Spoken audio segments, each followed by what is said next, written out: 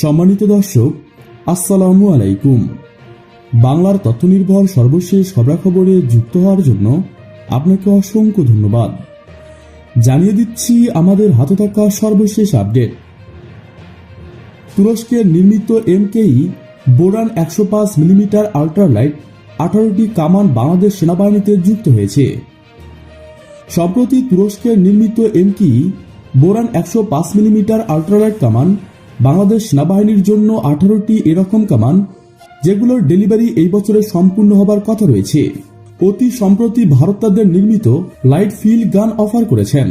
ভারতীয় নিউজ সোর্সের মত অনুসারে 150টি কামান তারা বাংলাদেশ সেনাবাহিনীর কাছে বিক্রি করতে চায়। তবে বাংলাদেশ এখনো কোনো আনুষ্ঠানিক প্রতিক্রিয়া জানায়নি।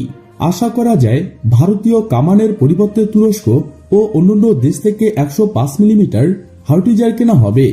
এদিকে ক্ষেপণাস্ত্র, ড্রোন সহ যেসব যুদ্ধাস্ত্র যোগ হয়েছে বাংলাদেশ সেনাবাহিনীতে। বাংলাদেশের সশস্ত্র বাহিনীতে গত 5 বছরে ভূমি থেকে আকাশে উৎক্ষেপণযোগ্য ক্ষেপণাস্ত্র সিস্টেম ও মানববিহীন ড্রোন সহ অন্তত 23 ধরনের নতুন আধুনিক প্রযুক্তির যুদ্ধ সরঞ্জাম সংযোজন করা হয়েছে। জাতীয় সংসদের প্রতিরক্ষা মন্ত্রণালয় সম্পর্কিত স্থায়ী কমিটির বৈঠকে সশস্ত্র বাহিনীর বিভাগের দেয়া এক প্রতিবেদনে এ তথ্য জানা গেছে। চীন ও তুরস্ক সহ 12টি দেশ থেকে গত 5 বছরে বাংলাদেশ এসব যুদ্ধাস্ত্র ক্রয় করেছেন। এর মধ্যে সেনাবাহিনীর জন্য 11 ধরনের, নৌবাহিনীর জন্য 8 এবং বিমান বাহিনীর জন্য 4 ধরনের যুদ্ধ সরঞ্জাম ক্রয় করা হয়েছে। কমিটির সভাপতি মেজর জেনারেল অবসরপ্রাপ্ত সুবিদ আলী ভুরিয়া BBC বাংলাকে বলেছেন, ফোর্সেস গোল 2030-এর আওতায় সরকার সশস্ত্র বাহিনীকে আধুনিকায়নের যে উদ্যোগ নিয়েছেন তার অংশ হিসেবে এসব যুদ্ধাস্ত্র ক্রয় করা হয়েছে। আমাদের সশস্ত্র বাহিনী যেন যে কোনো সময় যে কোনো পরিস্থিতি মোকাবেলা করতে পারে, সেজন্যই প্রধানমন্ত্রী ফোর্সেস গোল 2030 নির্ধারণ করেছেন। বিবেচনা করতে হবে যে যুদ্ধ আমরা করব না, কিন্তু তেমন পরিস্থিতি তৈরি হলে যাতে করে দেশের প্রতিরক্ষা নিশ্চিত হয়, সেজন্য যা যা করার দরকার তাই হচ্ছে BBC বাংলাকে বলেছিলেন মিস্টার ভুরিয়া। কমিটির এই বৈঠকে সশস্ত্র বাহিনী বিভাগ থেকে নতুন যুদ্ধাস্ত্রের বিষয়ে প্রতিবেদন দেওয়া হলেও সেগুলো নিয়ে বিস্তারিত কোনো আলোচনা হয়নি। এসব অস্ত্র ক্রয়ে কত টাকা ব্যয় হয়েছে কিংবা যে 12টি দেশ থেকে কেনা হয়েছে তাদের কিসের ভিত্তিতে নির্বাচিত করা হয়েছে তা নিয়ে কোনো সদস্য কোনো প্রশ্ন করেননি। সামরিক বিশেষজ্ঞ মেজর জেনারেল অবসরপ্রাপ্ত মোহাম্মদ আলী শিকদার বলেছেন, সাম্প্রতিক উপকরণ কেনার ক্ষেত্রে সশস্ত্র বাহিনীর যথাযথ প্রতিক্রিয়া আছে এবং তারা নিয়ম কানুন অনুসরণ করে যথাযথ কর্তৃপক্ষের অনুমোদন নিয়ে এসব ক্রয় করেছেন। যেগুলো আনা হয়েছে সেগুলো দরকার ছিল সশস্ত্র বাহিনীর সক্ষমতা বাড়ানোর জন্য। আর্টিফিশিয়াল ইন্টেলিজেন্স নিযুক্ত প্রযুক্তি সংযোজন হয়েছে, যা সশস্ত্র বাহিনীর প্রতিরোধ সক্ষমতা বহুগুণ বাড়িয়ে দেবে। BBC বাংলাকে বলেছিলেন মিস্টার শিকদার। কি কি যুদ্ধাস্ত্র সংযোজিত হয়েছে? সশস্ত্র বাহিনীর প্রতিবেদন অনুযায়ী সেনাবাহিনীর জন্য surface two air missile system কেনা হয়েছে চীন থেকে। মোহাম্মদ আলী শিকদারের মতে, এর ফলে ভূমি থেকে আকাশে উৎক্ষেপণযোগ্য ক্ষেপণাস্ত্রের পরিচিতি ঘটল বাংলাদেশের। যদিও এর রেঞ্জ কত বা এটি কোন পাল্লার সে সম্পর্কে কোনো তথ্য পাওয়া যায়নি। এর পরেও এটিকে সেনাবাহিনীর জন্য একটি বড় ধরনের অগ্রগতি হিসেবে বিবেচনা করা হচ্ছে। যুদ্ধক্ষেত্রে ক্ষতিগ্রস্ত ট্যাঙ্ক উদ্ধার করে এনে মেরামত করে আবার তা যুদ্ধক্ষেত্রে পাঠানোর জন্য জার্মানি থেকে সংগ্রহ করা হয়েছে arm recovery vehicle for tank. যেটি নিয়ে সবচেয়ে বেশি আগ্রহ তৈরি হয়েছিল তা হল আনম্যান এরিয়াল ভেহিকল বা UAV। এটি হচ্ছে মানববিহীন ড্রোন। এটি সংগ্রহ করা হয়েছে তুরস্ক থেকে। তুরস্কের রাজধানী আঙ্কারায় নিযুক্ত বাংলাদেশের রাষ্ট্রদূত মাসুদ মান্নান তুর্কি সংবাদ মাধ্যম আনাদোলুন এজেন্সিকে দেয়া এক সাক্ষাৎকারে 2021 সালের ফেব্রুয়ারিতে এই ইঙ্গিত দিয়েছিলেন। এই বছরের জুনে প্রতিরক্ষা সরঞ্জাম কেনার জন্য তুরস্কের সাথে চুক্তির চিন্তাভাবনা করছে বাংলাদেশ।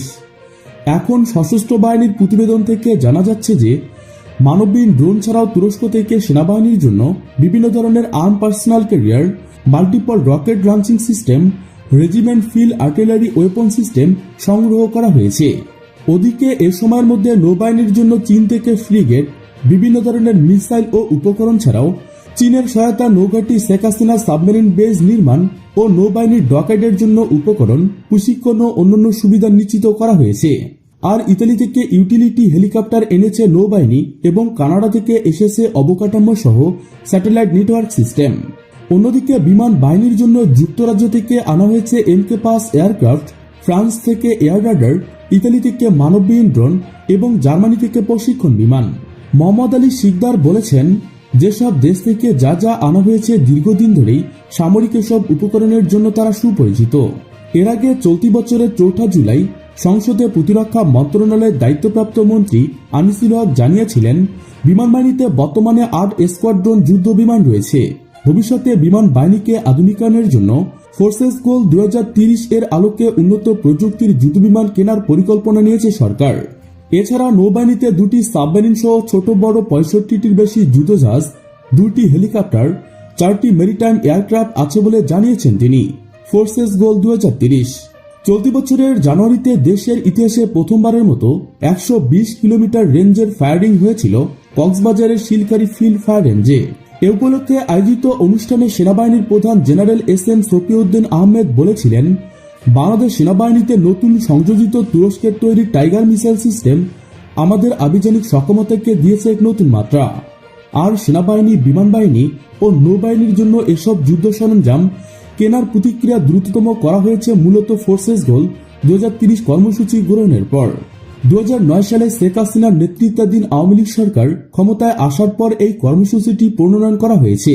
মূলত বঙ্গোপসাগর অঞ্চলে বাংলাদেশ ও মিয়ানমার নৌবাহিনীর মধ্যে উত্তেজনাকর পরিস্থিতি তৈরি হওয়ার পর সরকারের নীতি নির্ধারক মহলের নতুন করে ফোর্সেস গোল প্রণয়নের প্রয়োজনীয়তা অনুভব হয়। পরে 2017 সালে এটিকে কিছুটা পরিমার্জিত করা হয়েছে। এ সংক্রান্ত পরিকল্পনা বাস্তবায়নের জন্য প্রতি বছরের সামরিক ব্যয় বেড়েছে বাংলাদেশে। চলতি বছরের বাজেটের প্রতিরক্ষা খাতে বরাদ্দ হয়েছে প্রায় 42,000 কোটি টাকা, যা আগের বছরের চেয়ে প্রায় 1,500 কোটি টাকা বেশি। মোহাম্মদ আলী শিকদার বলেছেন, সশস্ত্র বাহিনীর যুদ্ধ উপকরণের আধুনিকরণের ছোঁয়া লেগেছে এবং নতুনত্ব এসেছে, যার ফলে সশস্ত্র বাহিনীর সক্ষমতা অনেক গুণ বেড়েছে বলে মনে করেন তিনি। বাংলাদেশের সামরিক সক্ষমতা। সামরিক খাত নিয়ে তথ্য সংগ্রহ এবং গবেষণা করে বিশ্বে সুপরিচিত এমন একটি প্রতিষ্ঠান গ্লোবাল ফায়ার পাওয়ার প্রতি বছর সামরিক শক্তির বিচার করে একটি তালিকা প্রকাশ করেছেন। চলতি বছরের জানুয়ারিতে তাদের প্রকাশ করা র্যাঙ্কিং অনুযায়ী 145টি দেশের মধ্যে বাংলাদেশের অবস্থান ছিল 40তম। দক্ষিণ এশিয়ার মধ্যে বাংলাদেশকে তারা 4র্থ স্থানে রেখেছিল। 5 বছর আগে অর্থাৎ 2018 সালে তাদের তালিকা অনুযায়ী তখন বিশ্বের 136টি দেশের মধ্যে বাংলাদেশের অবস্থান ছিল 56তম। অর্থাৎ 5 বছরের সামরিক শক্তির বিবেচনায় এ তালিকায় বাংলাদেশ 16 ধাপ এগিয়ে আসার অগ্রগতি অর্জন করেছেন। গ্লোবাল ফায়ার পাওয়ারের তথ্য অনুযায়ী বাংলাদেশ সেনাবাহিনীর 1,75,000 সেনা, বিমান বাহিনীতে প্রায় 21,000 সেনা এবং নৌবাহিনীতে আছে প্রায় 30,000। প্রিয় দর্শক, আজকে এ পর্যন্তই। শুরু থেকে শেষ পর্যন্ত চেষ্টা করছি বাংলার সামরিক অর্থনৈতিক সঠিক তথ্য উপস্থাপন করতে। আপনাদের কোনো তথ্য কিংবা পরামর্শ থেকে থাকলে তা কমেন্ট করে জানিয়ে দিতে পারেন। নিশ্চয়ই আবার দেখা হবে নতুন কোনো বিষয় নিয়ে। ততক্ষণ ভালো থাকুন, সুস্থ থাকুন। Thanks for watching my video. আল্লাহ হাফেজ।